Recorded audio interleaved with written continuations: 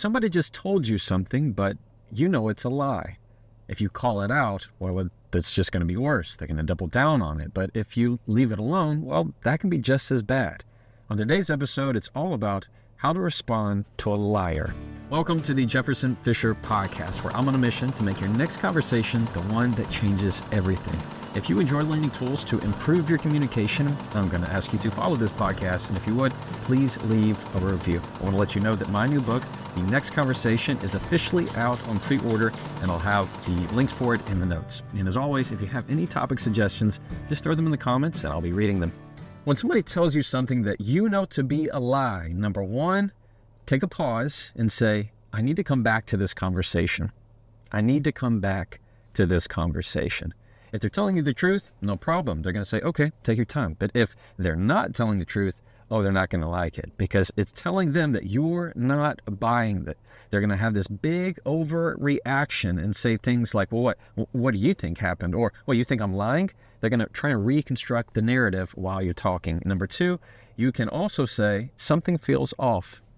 That something feels off. If they're telling the truth, they're not going to have any problem with it. They're going to try and work through it and say, well, what feels off? Let's talk about it. But if they're not, they're going to just spiral. They're going to try and actually gaslight you and challenge your sense of reality and say things like, you are literally insane right now. Or do you know what you even sound like? You're crazy. Number three, you can say nothing at all. 10 to 15 seconds of silence. And in that silence, liars actually start to talk to themselves. They'll start to say things like, what are you worried about? That's not even me. You know, why would I even say something that's not the truth? And they'll start to just falter and flip and get really defensive. And that's your sign that you're dealing with a liar. Now, I want to make sure and tell you that this is not a one-size-fits-all. There are personalities, people who may be neurodivergent or people who are more prone to over-explaining things or needing to elaborate on things that make them sound like they may not be telling the truth or that they may be lying or they're trying to construct things in a certain way. That's not the indicator. I don't want you to think that people who have to talk a lot necessarily are lying to you. The key, the indicator that I like to see or that I look for is a big overreaction where we might be talking at a level 3. And as soon as I may try to challenge a little bit of the fact to say, that doesn't seem to match up to me, something feels off, they go all the way to 12, where all of a sudden they are highly defensive. They are on the attack. They're starting to say things that are ugly. They're starting to challenge in a way that it is not meshing with the level of a 3 that we were previously talking at. So when you see this big heightened overreaction followed by major defensiveness, that's your indication that I need to trust my gut here. I need to listen to myself, not just what they're saying, but really what my sense is. Because every one of us, you and I and everybody, have a sixth sense about us when we can tell somebody is not telling the truth, somebody is not being entirely genuine. So I don't want you to think that just because they're elaborating or over-explaining, they're trying to pull one over on you. Everybody has different ways. And you're going to know based upon the personality and specifically what you're talking about. Maybe you're talking about something in a relationship, maybe some kind of fact that you know to be true, and they're trying to push you another way. Just be careful about it and understand that one size does not fit all. One thing about liars is that they don't like delay. Whenever you add distance between what they said and when you believe or don't believe what they said, they just twist in the wind. They hate it because it tells them that you are not taking the bait. They want that immediate reaction. They want you to just continue to go along as if everything they said is fine. They want to be a smooth liar. They want everything to be just fine for you to take their story. But the more suspicious you are, the more they will push back at you. Understand that those who tell the truth, they really have no problem with it. You take all the time you need. I know my truth is my truth. So let's put it in an innocent example. Let's say you asked me, you said, Jefferson, what did you eat for breakfast this morning? And I said, oatmeal. And they go, I don't know about that. Are you lying to me? I say, no. And the more defensive they got, the less I'm going to get upset about it because I know I'm telling the truth. I know what I ate. You need to take a break from the conversation. You need to think about something. Something feels off to you. Okay, let's talk about it. Why does it feel off? but I know what I did. I don't have to hide anything. But if I'm telling a lie, well, then I'm going to get more defensive that you're not buying it. So often when people are delaying that conversation, the more liars are going to twist off. Just be prepared for that. Well, I like to start off with number one of, this is something that I need to come back to. When you say, I need to come back to this conversation, or I need to think about this, it's delaying it. You're saying, okay, I hear you. I need to do some thought on my own and process this and then come back. In other words, I need to do some research. Liars don't like you to do research. They want you to just buy exactly what they said. So understand that that is something that is going to be part of that package when you say, I need some time to think about this. And it also empowers you to say, look, I know what I heard, but I also know what I know. I know my facts. So I'm going to take some time with this and I'm going to think things out. That's the way to respond in those situations. Another reason that I like number two, and that is something feels off, that is really easy for you to just say something feels off. They're going to say, what's wrong? You go, something feels off. People who are telling the truth have no problem talking with you through it. Okay, just let's talk about it. What feels off? Let's talk. People who are liars don't want to talk. They don't want to talk. They just want you to believe. They want you to take it hook, line, and sinker. So they will have this big reaction. Don't be afraid. And if in that moment they try to, what they call gaslight you, or try to say that attack your character, they attack you personally and say you're crazy, you're insane. Do you know how literally insane you sound right now? Don't take that kind of bait. That's all it is. It's just bait. They're going to try and get a rise out of you, because the more upset that these people can make you, people with toxic traits or narcissistic tendencies, they're trying to get a rise out of you to get you more upset. And now you're fighting about the lie, and you know what they're going to do? They're going to keep going all the way to a level 12, and then they'll flip on you.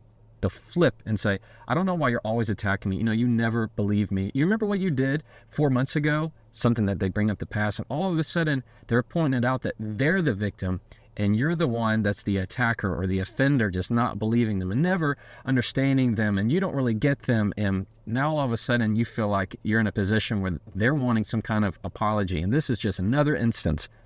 Stay away from that. Listen to me. Stay away from that.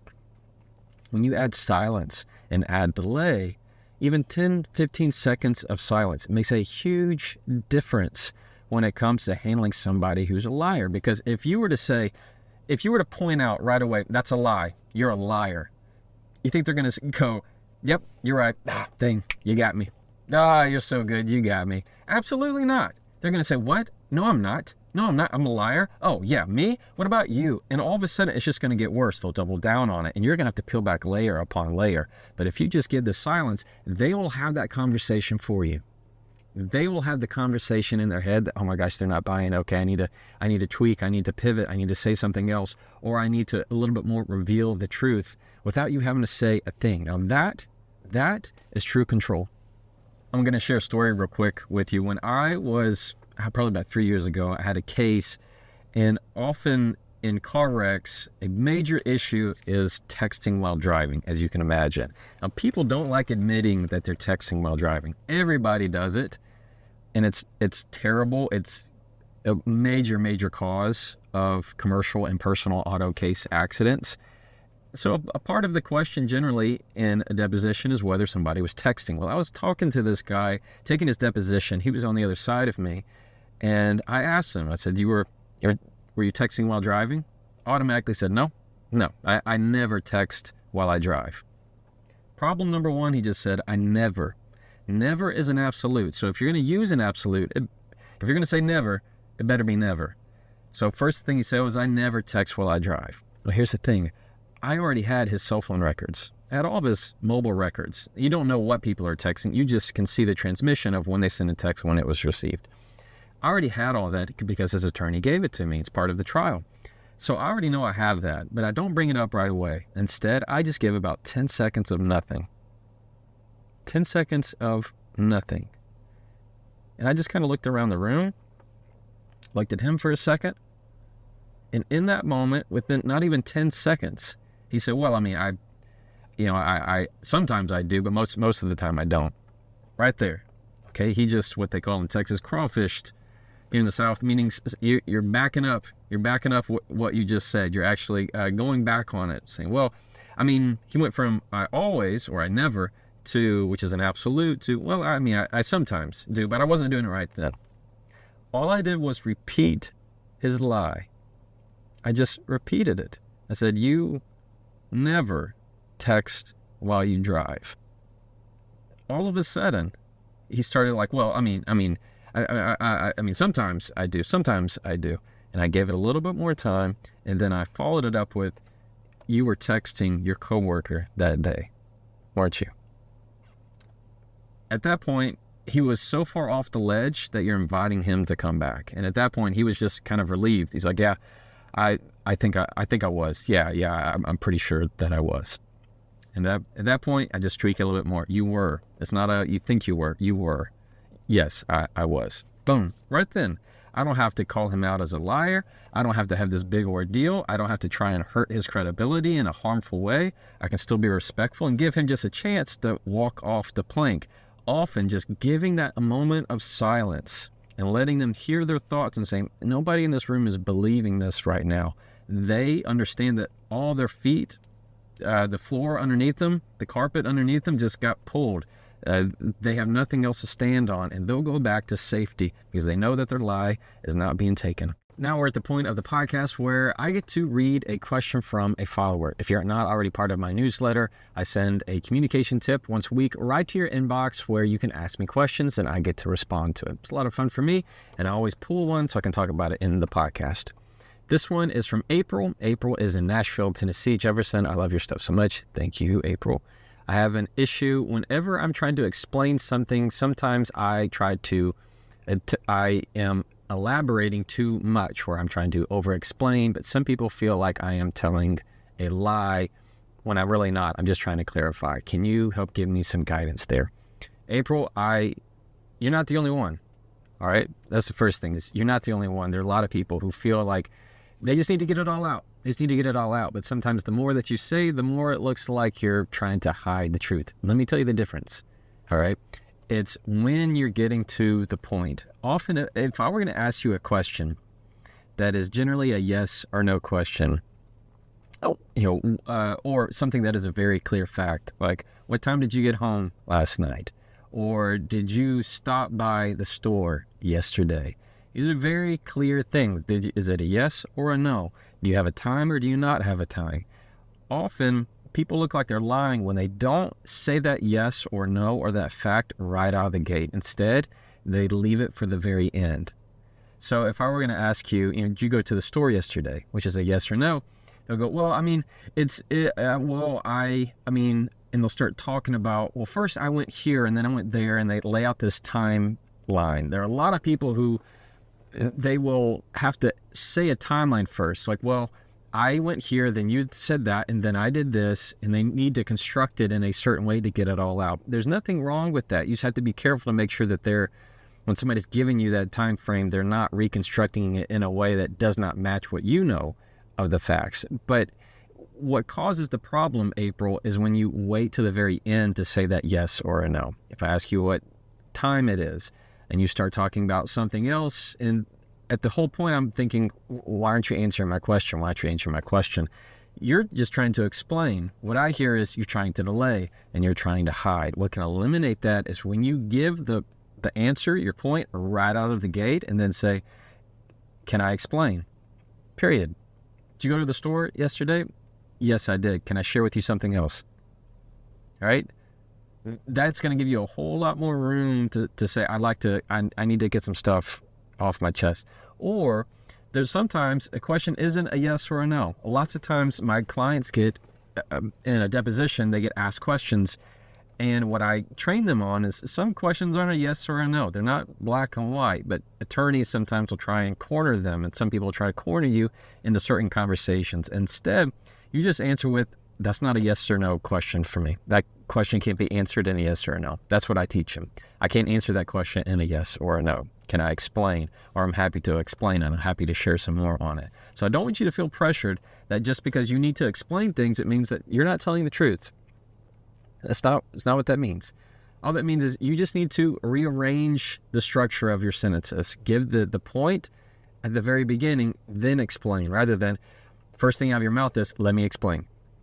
As soon as you say that first without giving the point, so if I ask you a question and you say, let me explain, people go, oh, great, you're not going to give me the answer. You're hiding the answer. You're delaying the answer. And it makes you look more like you're not telling the truth. So what I would encourage you to do is try to say the yes or no, the answer, direct answer up front, and then follow up with an explanation that supports that answer, not the other way around.